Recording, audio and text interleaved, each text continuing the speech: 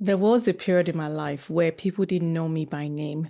They just knew me as the lady who dragged the trolley, a luggage with her.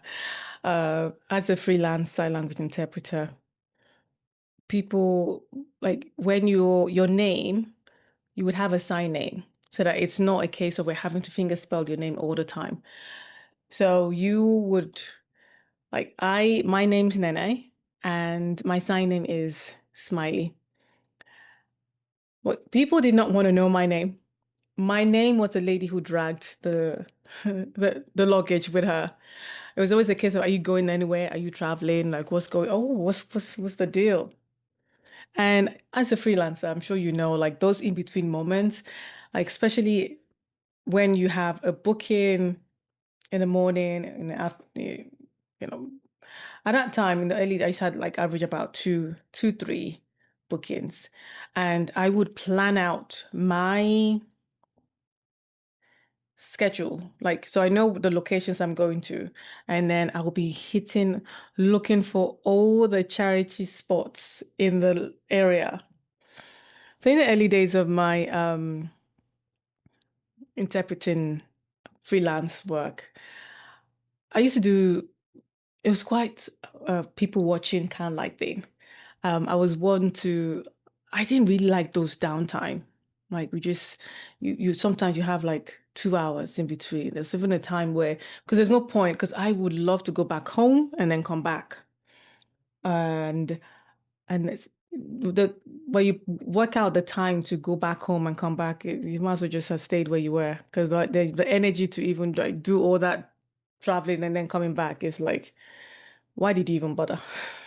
Should have just stayed put. Not like that. Um, yeah. So it was more having those plans. And the reason why I had this luggage thing with me, it was like I was, while working as a freelance interpreter, I was also doing Amazon FBA.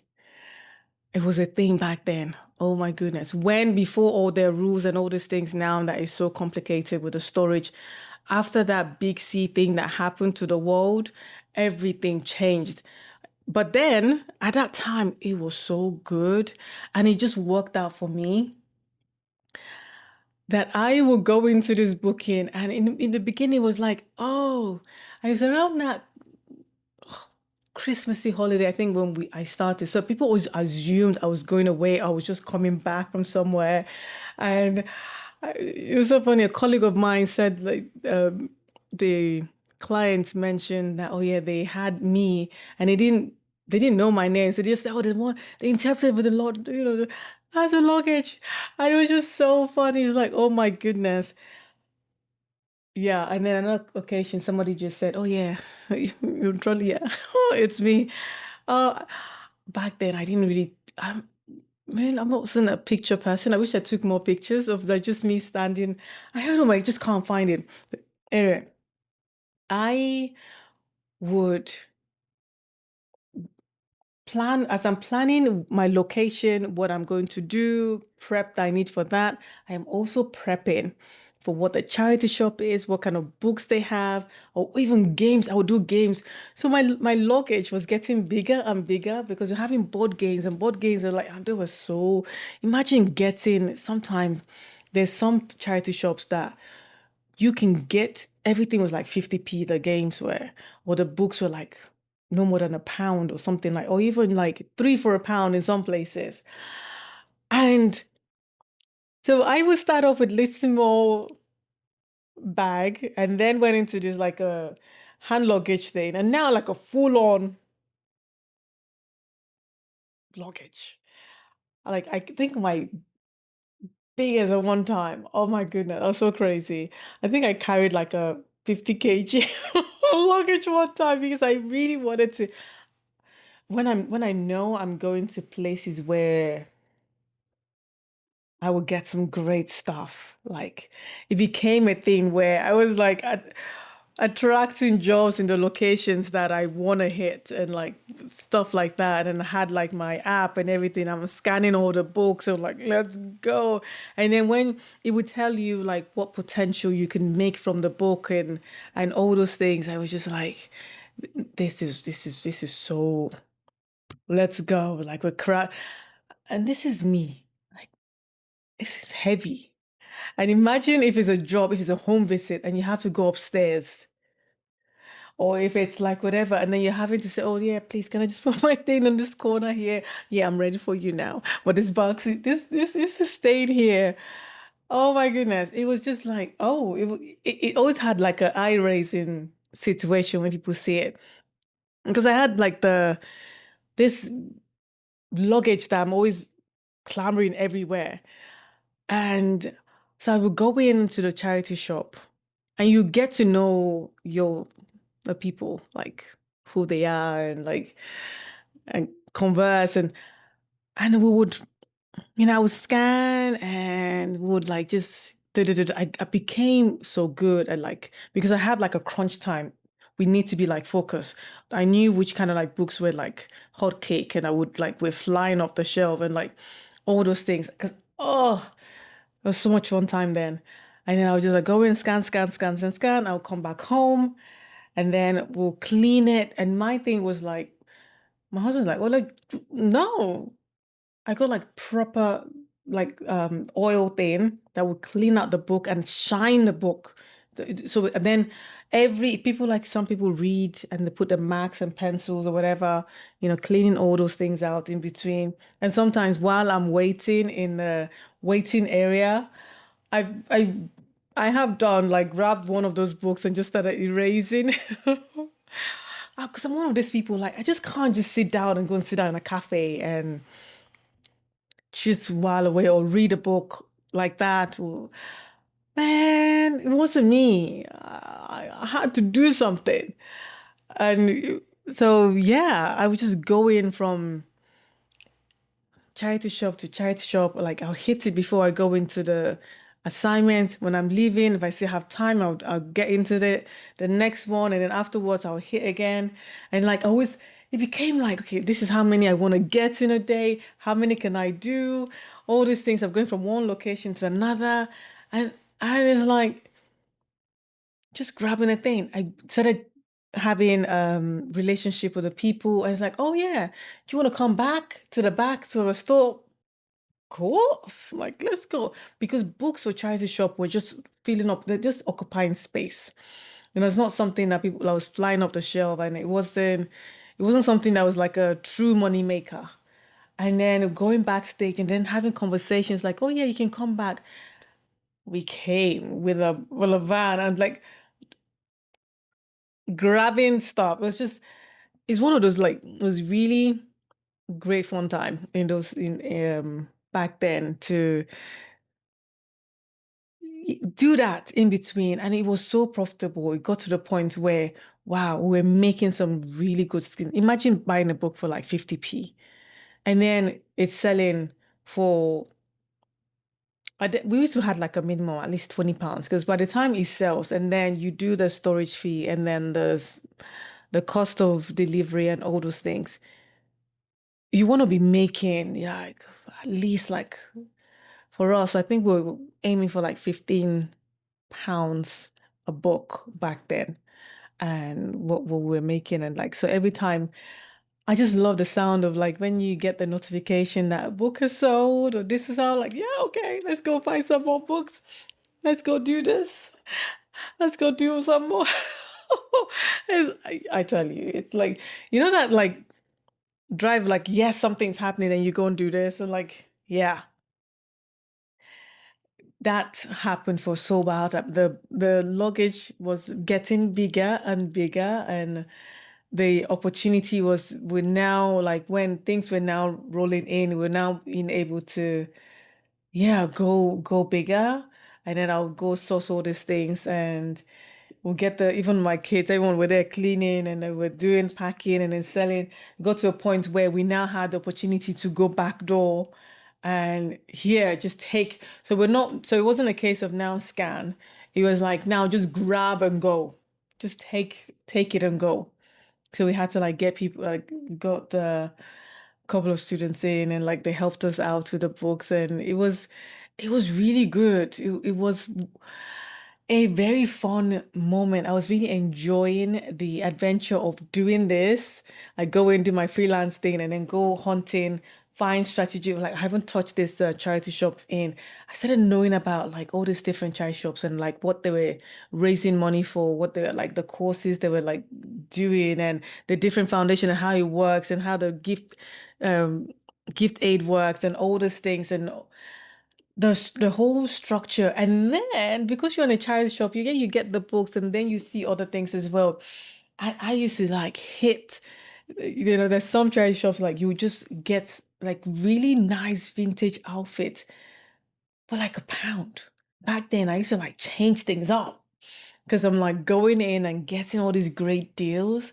And then you go to like the central side and it's so expensive, the books. And it's like, okay, we probably will not go here. But sometimes, but however, they also had the great books. So you had to like really think about the margin and things like that. That was just getting the opportunity was getting bigger and like speaking then the boldness to start speaking to the different charity shop like okay can we like grab your books and like speak like you do all it was just so interesting to then start having access to the back door to start like offloading their workload and having those conversations and we started having trips where this charity shop we go Thursday, grab all the books. This one we go Wednesday. This one we go Thursday. That and then we had to like and all these things we were doing it from our home. And it's like we had to like the turnover like quickly. That's why we had to get in help to like help with the processing of the books because it was becoming the living room was now becoming like a what's the word warehouse setting kind of like thing. We're just like going and yeah, we were even contemplating like getting a space and we're checking places out and like the cost. We just so all those things were in motion. We're now getting the confidence to start approaching the charity shops instead of going in front and scanning and just picking the odd one. Let's get rid of these books for you. That is, you're getting tons of all these books donated. Let's help you get rid of it. And then in a load that we'll get, we could have, say, maybe like 300 or so. And we'll probably get like gem from there, like a couple, a handful. And you start beginning to know which one were profitable and which weren't. The non-friction books were not as bad, so you kind of like negotiate the prices to be low because it's a massive volume and more than 30% of those books are not going to be they're not they're not valued in the sense you're not going to make anything from it, so you have to be very um careful in that sense. So yeah, so we did that and we started approaching different locations and then what was happening is you have branches. This person will now speak to the next manager from the other side and then you now say, okay, you can go there and go and help them out. So we were really like it was becoming very lucrative and we were getting success on it, you know, month in, the revenue was growing, even though we were getting this huge, like going in and getting those huge volumes. I still love the idea of the thrill of finding locations, the ones that didn't like no, they have their own person who does it already, or they just don't want that to like get like going. And then someone just be like, oh yeah, you can just this one's came in this way, go scan and like just be scanned. Da, da, da, da, da, da, da, da, da. Man, I was becoming so quick in that scanning thing because time block, because again, you don't want to be a convenience for them. It's like you just want to hit the thing. But they're always very personable on the thing. You can see you started noticing other people who are doing kind of like doing the same thing as you, and how you can tell who's starting, and like they'll come in and like they'll be hiding the scanner. I'm like, oh, like I'll be like, been there. Oh, it's okay. And then sometimes you want to have conversation and it's like, oh, and it's like competition. It's like, oh, let me do this before you get this, you get that. And sometimes like what your search, like your, I was gonna say criteria. I don't know if that would make sense. Like we might be different from what I'm looking for. So how you put your settings and what kind of margins, how much per book you want. Some people are okay with like a pound on top of the sale for them. Us, we wasn't, we wanted like a huge margin. So even something that we would say no to, somebody would say yes to. So it was fine. So I still loved going into the charity shops and just still scanning and still looking out for things like that. And yeah, it was really, it was a great time. And having that ability to do that was I love that. Do my thing, go here, do that. And then when that thing hit the whole world and we had to lock down, we had to shut down, we had to do all these things, we still had the opportunity to go in and just grab until everywhere was totally shut down, and that was it. And now not everybody was home. All those books we've kept in the storage, all of a sudden, the our books, our inventory was just the money was just like boom, boom, boom, boom, boom, boom, like sales, sales, sales, sales. And then inventory's like, okay, we need to get some more books.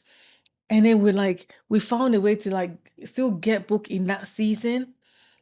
But the amount, because people were all at home, people were buying books and like, and we were just like,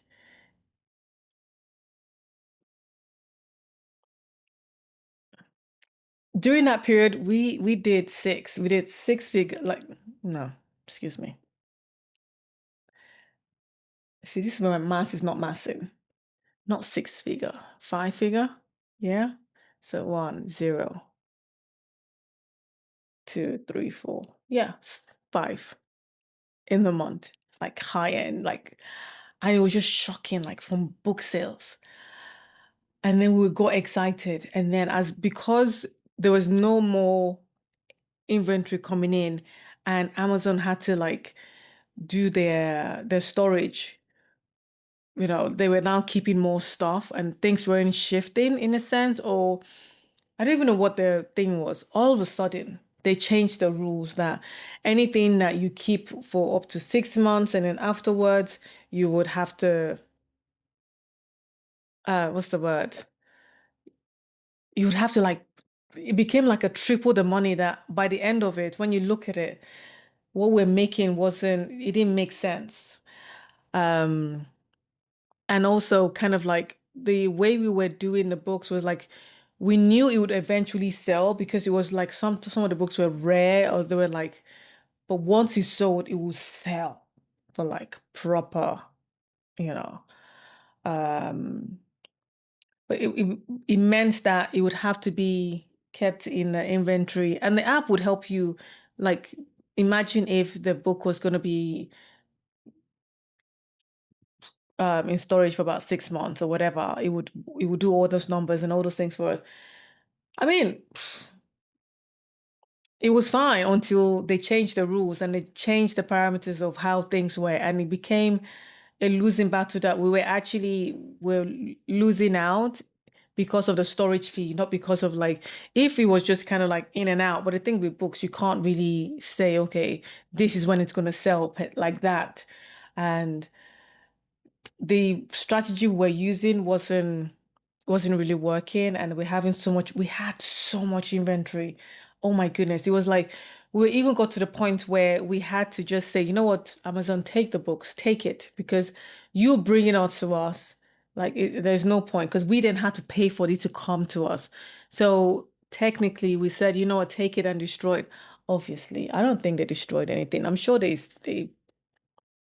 just changed their name from our names to theirs, and this is my assumption. So, but we just said, you know what, destroy the books, was what we said. I know I ain't destroy nothing. Sure, somebody's like, got that bit.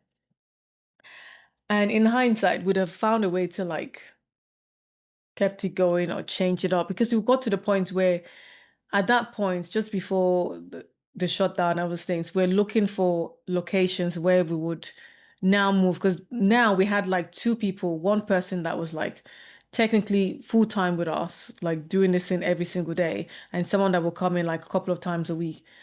And it became yeah, it just wasn't sustainable to yeah, it wasn't flowing as much when that rules changed then. And it was just like, oh no, okay. We decided to let that business go off and die down in that sense. So it was very lucrative when we had it, when we yeah, it was a fun time. It was a great business. It was like reselling, I love me reselling. Like my kids, one of my kids picked up like clothes reselling, like getting this and selling off. My younger ones kind of like would go to the charity shop now and find something that will check like when last it was sold, what's going on, like all the things that when I put it on. Remember the first time my baby we got this John Sinnen what was it? I was gonna say toy. Yeah, it's a toy. But it had like the jacket and I've forgotten what he says and he was really into like watching him himself. If you want I'm sure he wanted to keep it for himself anyway. So we got that for like £1. We put on the stuff on eBay and everything. And then it sold like really quickly. It was like a popular thing because it's like a WWF thing. I think it was one of the limited edition thing or whatever. And that sold, and he got excited. He got the buzz, and we went back looking for another thing, and we just kind of like snowballed on in that. But the FBI thing was like really it was there was so much that we grew and learned because we were just going from, oh, I just get like my backpack and put some books in there, and then grew up to like this hand luggage, and then the hand luggage with another bag on top of it to like a 20 kg bag, and then 30, and then a 50, and then like, oh yeah, bring this your SUV and let's pack up the thing, and then we'll do multiple trips, and oh, I didn't even say we even did where we sent out like we made like a leaflet and we sent it to like people's dropped like door to door and said, look, if you're wanting to let go of your whatever, yeah, we'll come and grab your books for you for free and da da da. And we had a couple of people phone up and say, come, yeah, come grab our books, and we did. And it was because you start thinking other creative way how you can make this thing work.